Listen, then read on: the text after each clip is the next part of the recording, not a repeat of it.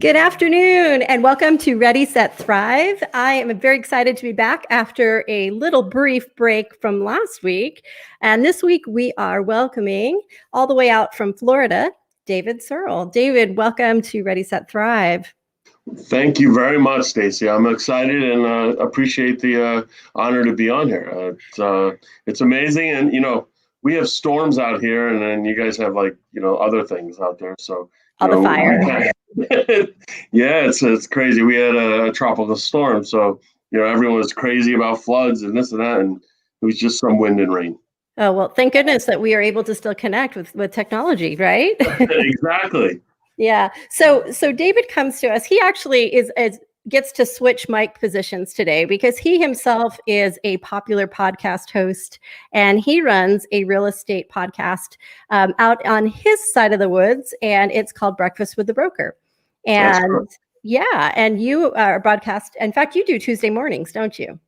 We do Tuesday at 9 a.m. Breakfast with the Broker. Yeah. Yeah. And so you have done a really amazing job of, doing outreach and connecting with guests that are really inspiring and have a lot of really great advice for real estate professionals across the country. And so, and I've listened to your podcast as well. And I thought, you know what, let's switch positions. Let's put you in the guest seat. Instead of being the one being hosted, you get to be the guest. So what I wanted to do today is, first of all, learn a little bit about your background and kind of tell us how you got into the industry and then what made you decide to start your own real estate podcast.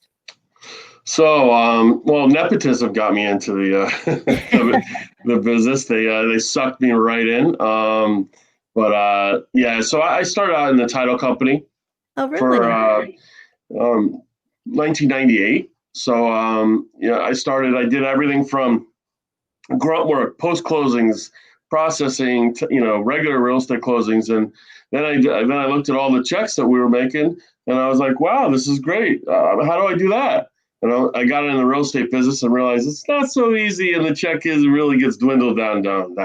So, I became a broker owner in 2007. The rest is kind of history, but the real estate business has always been in my heart. I remember even as a kid, being on a driveway waiting for my mom and dad to finish showing homes, for hours on end. And I said, I'll never subject my kids to that. Well, kids are on that same driveway. That's funny because I actually grew up with a mom who was a real estate agent as well. And that was back in the 80s when technology was not the thing. I mean, it was definitely that old school mentality. I think they even installed their own for sale sign. I got something for you. Hold on. Okay, we have lost David we got props temporarily. We got props.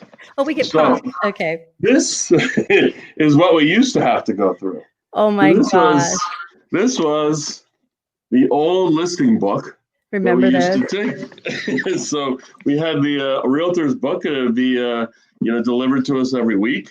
And this is where we found our listings. It wasn't like, hey, let's go on the MLS and find them. But right. Just talk about most of the trees that we have lost in our country is all because of the old MLS books. So. It is, I would love to see a statistic of since the paperless society, how much paper we use compared to that of previous years. So, significantly less for sure. Oh, yeah, I hope so. But it's like now you print out. A lot of times you print out, and then anyway. I got sidetracked. Sorry, Stacey. Yeah. Well, it's interesting you should say that because I know there's been a big push, especially out in the West Coast, a big push to really digitize your business and, try to create a very strong digital footprint and do away with, those old school files, digitizing everything and, getting your transactions completely dialed in from electronic. So it would be interesting to see. I don't know how from East Coast to West Coast, like what that percentage of change has been, but I suspect with the likes of COVID and where everybody had to truly pivot their business regardless of what they were doing prior, I bet you we have a lot of folks that are doing that more and more as a result. Yeah, as a real estate industry, we were forced to adapt. I mean, you had brokers and agents, pounding, saying, "Hey, we got to digitize this. We got to digitize it. We need to use digital signatures and paperless society, and you need to be on Facebook Live, and you need to, be embrace social media and video and all these different things." And a lot of agents said, "No, no, no, no, no, no." And then what do happen? They're the first ones doing, Facebook Live open houses because they had to. They had to, as you said, the biggest trigger word in 2020 is pivot. So they Right. had business. Yeah, for sure. So that kind of brings me to with you when you decided to create your podcast. What got you started, and what was the thought behind doing all of that, and how long has it been running now? So it's almost 3 years now. Right. And the impetus behind it was two gentlemen out of Canada. They're just amazing people, Michael Thorne and Jesse Peters. And they run a video boot camp, and I attended it, and I'm like, oh my god, what's this? I know video because I was doing Facebook Live open houses, like 4 or 5 years earlier, when Facebook Live came out. Awesome. And I was doing these, and I'm like, what? I always wanted to like interview people. So my biggest stick was like, all right, I'm going to get into this, and I'm going to do a breakfast with the broker, and I'm going to bring area brokers around, and I'm going to meet with them. And my biggest, like each person needs like a stick, right? So my stick was to do a secret handshake. Well, Ah, that changed in 2020. So that's what I was doing. So I was doing like these secret handshakes, and I was going. I mean, I had a 2 year run of international travel. I went to South Africa and Dubai and Israel and Canada and all these different places, and I would meet with agents and brokers around the world, oh wow. and we'd have these secret handshakes and really cool things and whatever. And now then 2020 hits, and you gotta StreamYard it, you gotta Facebook Live it, and such.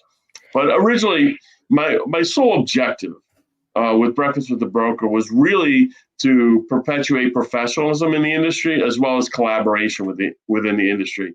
You know, Too often our realtors and our real estate community, fight with another, compete with one another instead of collaborate with one another.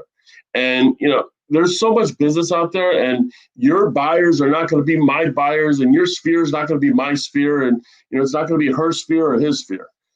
We can help each other, like that, Right. support each other, and that's really was the impetus behind the entire Breakfast with the Broker, and it's been we've been pretty successful, and thank you.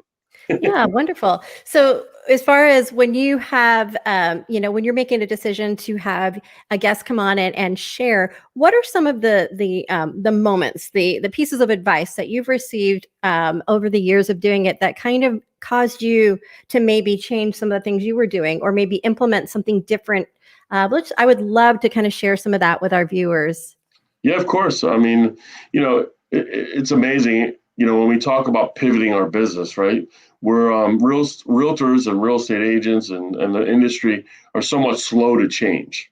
And we've had to kind of embrace that technology and whatever. And it's everywhere from Ryan Serhant to Ethan Butte with Bomb to all these different Adam Contos, our CEO of Remax, all these different people that have come on the show and have just shared. And honestly, to a person, it's been about consistency, persistency, and writing down goals, and keeping accountable to your goals. I think too often we don't really work, on our business. We don't practice. We don't role play. We don't enhance the customer experience. How are we going to enhance the customer experience? We're going to enhance the customer experience by letting them just one simple thing: manage their expectations and ask them questions so you can get clarity. Those are two really big things that I think came out of it. And these people are high successful people, doing great. And I think from a real estate community, I think we could all learn from them by just simply writing down your goals and enhancing your customer experience. Yeah. It's funny because there's so many different ways that people will organize their thoughts or prioritize what they have to do. And for some people, that tactile writing down, getting that pen to paper kind of feeling really helps them to connect a process with something they have to achieve. And then others really appreciate the digital solutions like Todoist or any kind of checklist type of or Monday.com or anything you're using to kind of stay on top of it. What about you? What is your favorite way of kind of tracking what you have to do? So I have a whiteboard, and I have two of them in here. One is for the office, and one is for my listing and selling um, contracts. And I've been in the business for 18 years. Been selling pretty good real estate. Anywhere from 12 to 15 million a year. And when you look at the business, I still make mistakes. And unfortunately, a lot of times it's the same mistake. It's usually like deadlines, right? So like I want the deadlines to face in front of me. So once I did that, once I put on the whiteboard my effective date, my closing dates, my loan approval date, my inspection date, and stuff like that, I never ever missed another date, right? Or I never had to scurry around and say, "Oh my God, I forgot my second deposit. I better go, meet my client at 11:30 at night." That for me is really good. The other thing that I do that I've implemented in my business is I work on three things and I put them at night. So what I'll do is I'll write down three things that I need to work on tomorrow, whether they could be tasks. They could be calling, four people or five people or what have you. Something that is going to help me enhance the customer experience and enhance my business. And that customer experience really comes down to when I'm talking through people. It's video. It's just like what you're doing, right? You set up a very successful Facebook Live. All these different things that you're bringing on value to your viewers. And like, when you started out, and I don't know when that was, but whenever you started out, right, you're significantly better than you were, whatever time, your first interview was, right? So I look at it and I constantly look back and I say, wow, I was really bad then. But you know what I did? I actually did it though, right? You did it. Like, Exactly. like, just get on video.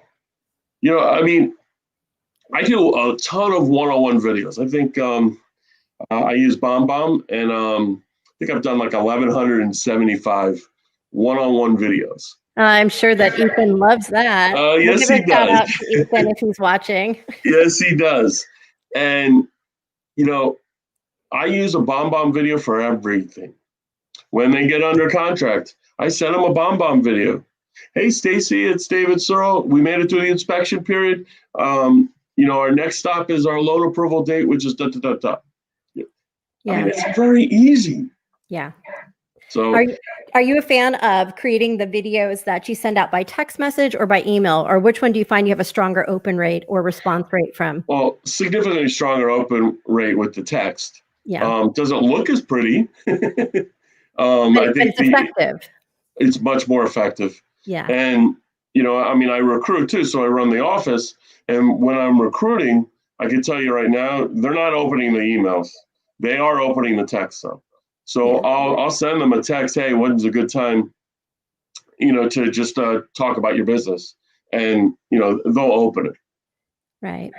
Or sometimes I know that, some of my clients, when they take the time to create that really compelling BombBomb video that they're sending out by email, or maybe they did a MailChimp campaign or something that they're doing that's going to be, they really are wanting that to be seen. There's a lot of great content there that you really couldn't put through on a text message. A lot of times what they'll do is they'll wait to send it out. They'll send that text message and say, hey, I'm getting ready to send you something pretty important. Is just confirming, is this the right look in your inbox? Is this the right one for you? And just kind of do that double touch to help make sure that your messaging gets seen, depending on how important it is that you're trying to get across, right?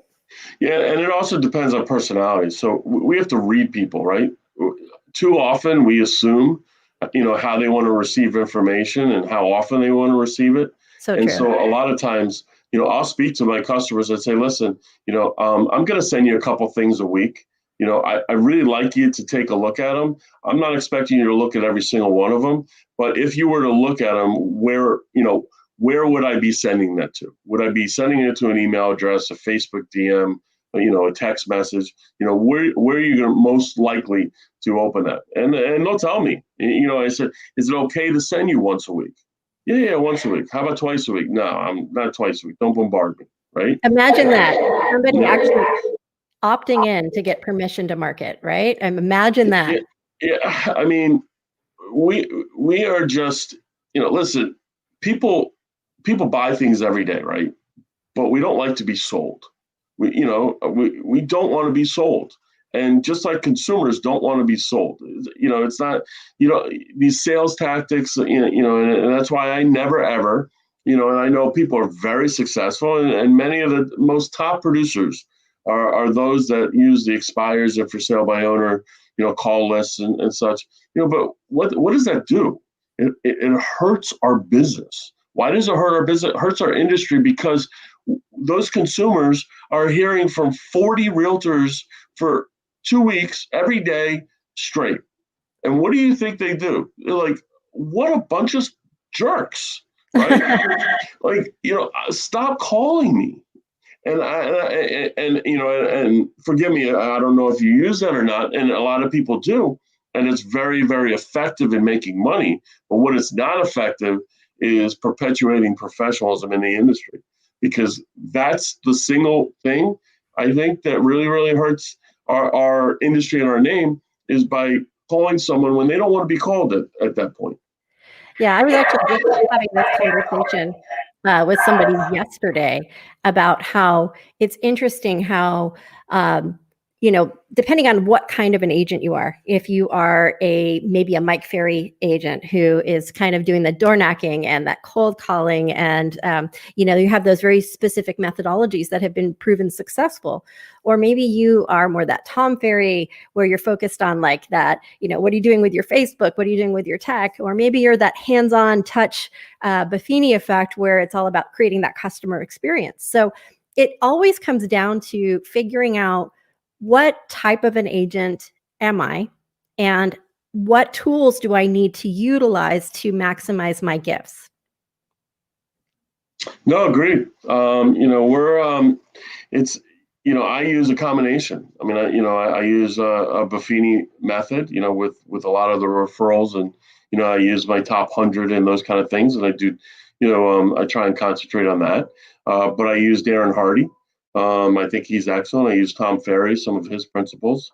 And it's whatever your personality is. I mean, some of the best real estate producers of all time have used Mike Ferry, and they've used Craig Proctor, and they've called these for sale by owners, and they've done these expires, and that's great for them, and they're great on the phone and such. I just look at it from kind of a macro level, where we're looking at it from above and saying the big picture. Yes, I might get those sales. Yes, I might even be able to put them in a sphere and get them a great customer experience or whatever. But you know what? It's to the detriment of the industry, because the other 39 agents that didn't get that listing, he's got a sour taste in his mouth about those agents. And so that's my only thought. I mean, listen, I'm my words, it's just my opinion. I just think that it doesn't really help our industry, and I'm all about helping our industry. Well, let me ask you this.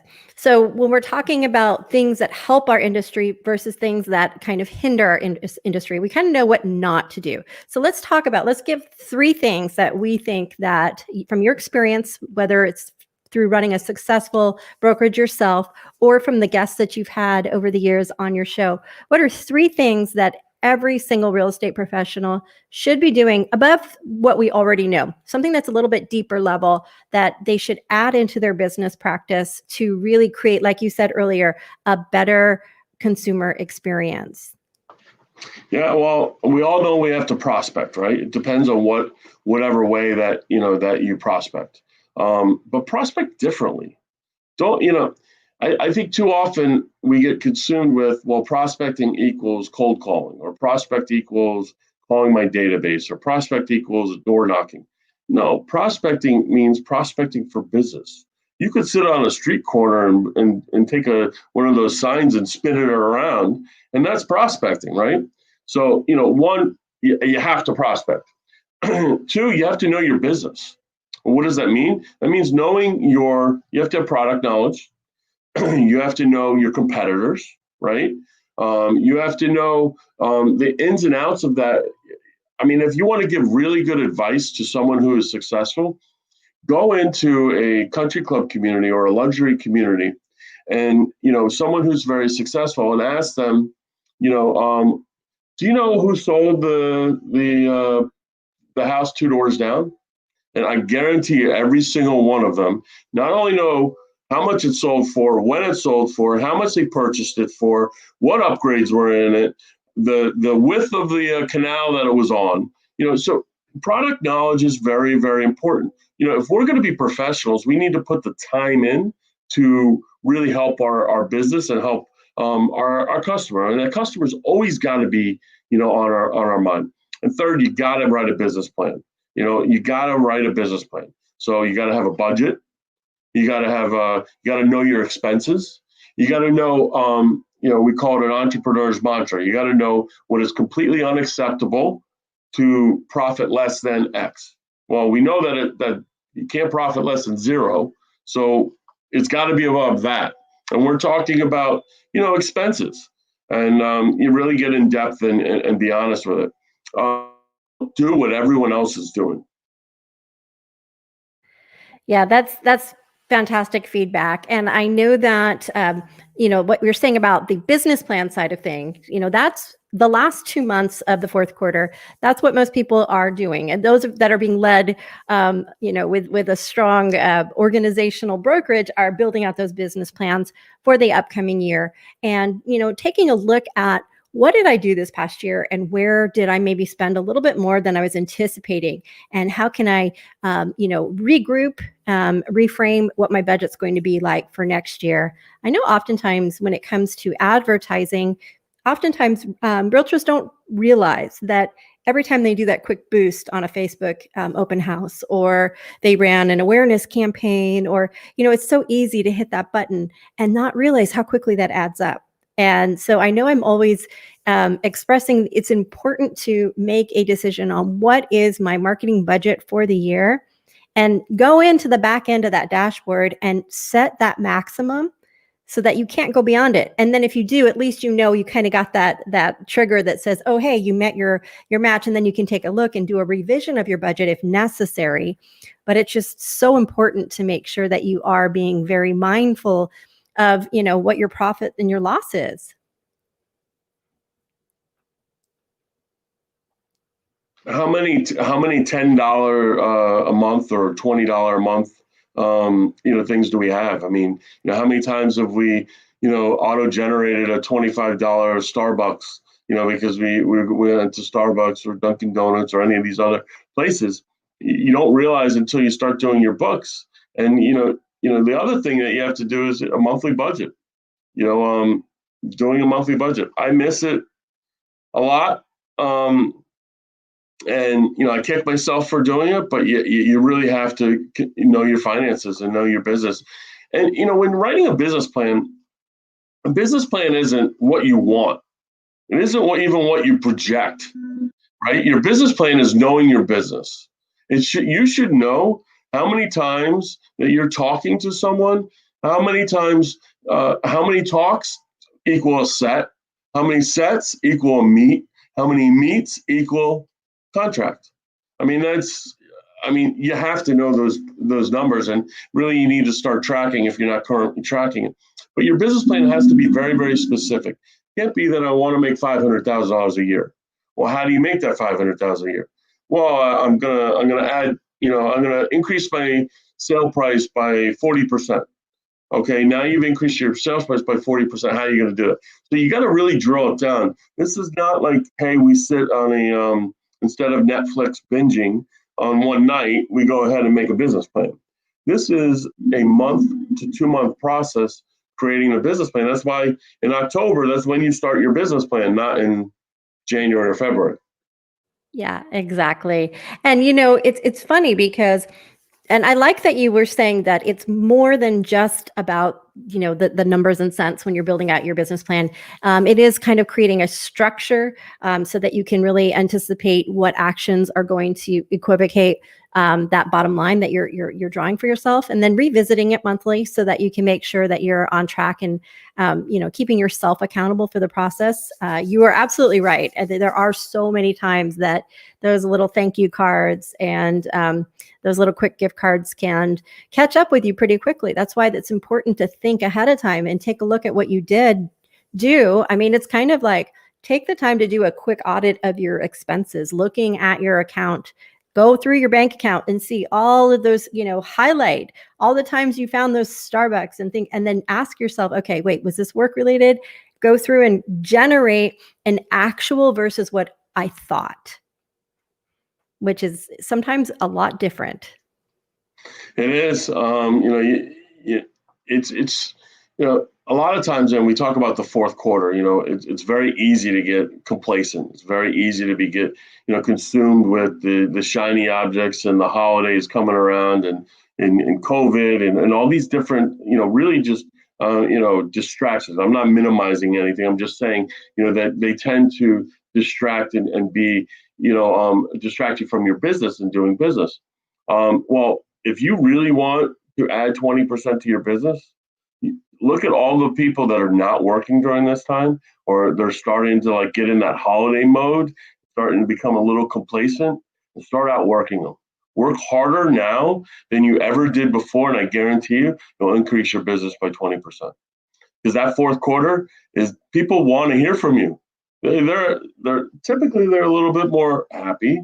Not all. Listen, there are people that get anxious and depressed during this time, but most of the people you're starting to talk to, they're wanting to hear from you, right? So speak to them. Make sure that we subscribe to the Buffini kind of thing, where we speak to our top 100 every 21 days. We want to make sure that every 21 days they're heard. Wonderful. That's really great that you're taking the time to make sure that the customer experience is at the top of your priority.